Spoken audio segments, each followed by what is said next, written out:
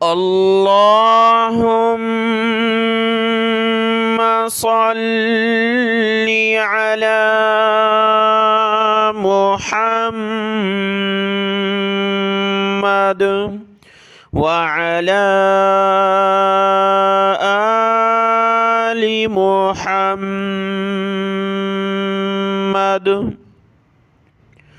السلام علیکم ورحمۃ اللہ وبرکاتہ۔ آج ہمارا سبق ہے سبق نمبر 33، اور آج کے اس سبق میں بھی ہم 15 الفاظ جو قرآن مجید میں آئے ہیں ان کا ترجمہ سیکھیں گے، تاکہ قرآن مجید کے ترجمے کے دوران ہمیں پریشانی نہ ہو۔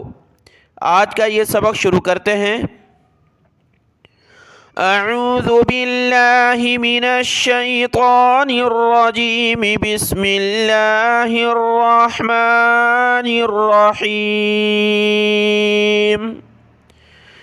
15 الفاظ میں سے پہلے 2 لفظ آپ کے سامنے ہیں۔ ایک ہے ذہب، ذہب کا معنی ہوتا ہے وہ گیا، اور دوسرا وہ لے گیا، جانا، لے جانا، دونوں اس کا ترجمہ آتا ہے۔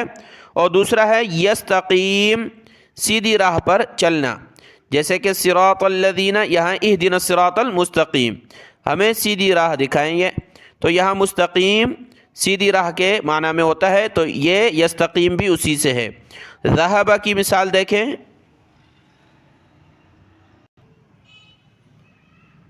سورۃ البقرہ کی آیت نمبر 17 میں یہ لفظ ہے فَلَمَّا أَضَاءَتْ مَا حَوْلَهُ ذَهَبَ اللَّهُ بِنُورِهِمْ، پھر جب روشن کر دیا اس کے ارد گرد کو، جو اس کے ارد گرد تھا۔ حول کا ترجمہ ہم نے پڑھ لیا ہے، چاروں طرف اور ارد گرد۔ ذَهَبَ اللَّهُ بِنُورِهِمْ، لے گیا اللہ ان کی روشنی کو، ان کے نور کو۔ ذہب، لے گیا اللہ ان کے نور کو، ان کی روشنی کو۔ تو ذہب کا معنی جانا، لے جانا، دونوں آتے ہیں۔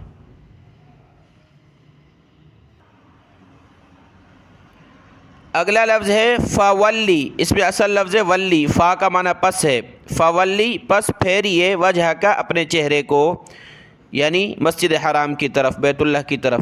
تو فولی، ولا یولی، پھیرنا۔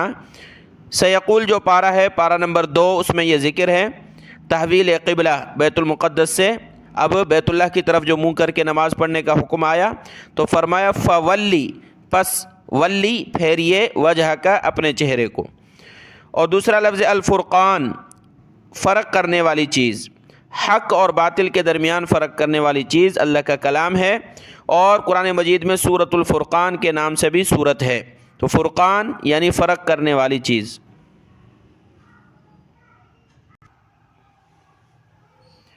اگلا لفظ ہے یبغون، یبغون بمعنی بغاوت کرنا۔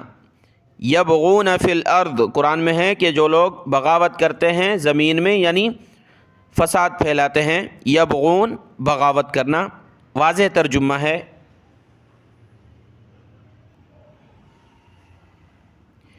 یہ ہے اضرب، خالی الف ہے، تو تیسرے نمبر پر جو را ہے اس پر زیر ہے، تو یہاں بھی کسرہ لگے گا۔ اضرب، اضرب کا معنی ہوتا ہے مارنا، دوسرا معنی ہوتا ہے بیان کرنا۔ حضرت موسیٰ علیہ السلام کو اللہ تبارک و تعالی نے فرمایا کہ لاٹھی ماری ہے اس پتھر پر، اس دریا پر، تو اس سے جو راستے نکلے تھے، تو وہاں لفظ فضرب، پس ماریے، فضرب، پس ماریے اپنے عصا کو۔ دوسرا ترجمہ جو ہے بیان کرنا، وہ اللہ نے فرمایا ضرب اللہ مثلا، اللہ مثال بیان کرتا ہے۔ ضرب اللہ، اللہ بیان کرتا ہے مثال۔ تو بیان کرنا اور مارنا دونوں اس کے ترجمے آتے ہیں۔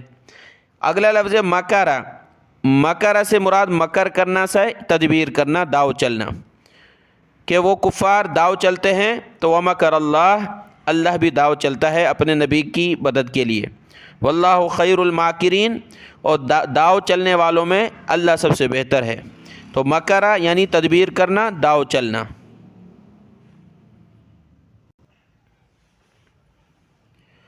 اگلا لفظ ہے نظرتن، ہم اردو میں کہتے ہیں نظر کرنا یعنی دیکھنا، واضح لفظ ہے فنظر نظرتن فی النجوم، حضرت ابراہیم علیہ السلام نے ایک نظر دیکھا ستاروں میں، فنظر دیکھا، نظرتن ایک نظر ستاروں میں. پھر نجوم آپ پڑھ کر آئیں, نجوم کہا جاتا ہے ستاروں کو. اگلا لفظ کتبہ, یہ کتاب سے, جیسے کتاب وہ جو لکھی ہوئی ہو, تو کتبہ یکتبو یعنی لکھنا. قرآن مجید میں ہوتا ہے یا ایھا الذین آمنوا کتب علیکم الصیام, اے ایمان والو فرض کیے گئے ہیں تم پر روزے. کتبہ یعنی لکھے گئے ہیں تم پر, لکھے ہونے سے مراد تم پر لازم کیے گئے ہیں, فرض کیے گئے ہیں. تو یہاں معنی دونوں لکھے ہیں, لکھنا فرض کرنا. کتبہ تم پر لکھ دیے گئے, لازم کر دیا گیا, فرض کر دیا گیا.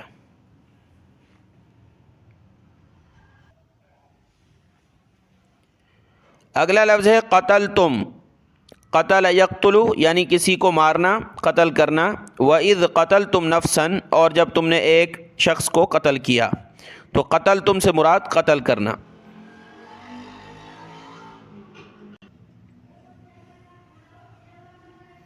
گیارہویں نمبر پر جو لفظ ہے وہ اشکرو. اشکرو شکر یشکرو سے ہے, یعنی شکر کرنا. اشکرو شکر کرو. شکر کس پر ہوتا ہے؟ نعمت پر. تو نعمت کے شکر کے لیے جو لفظ استعمال ہوتا ہے شکر یشکرو, اشکرو, واضح لفظ ہے, واضح ترجمہ ہے. نچلا لفظ اعبدو, یہ عبادت سے ہے. اعبدو یا ایھا الناس اعبدو, اے انسانو اعبدو ربکم, اپنے رب کی عبادت کرو. واضح ہے شکر کرنا اور عبادت کرنا.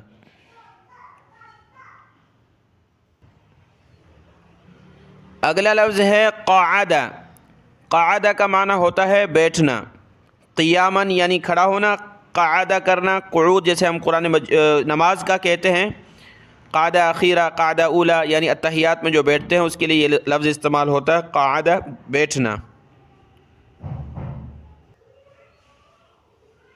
سورۃ النساء کی آیت نمبر 95 میں یہ لفظ دیکھیں, لا يستوي القاعدون من المؤمنین.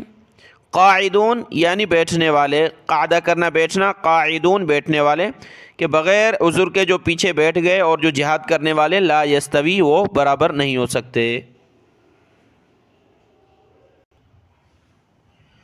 آج کے سبق کے آخری دو الفاظ ہیں. ایک ہے فسقن.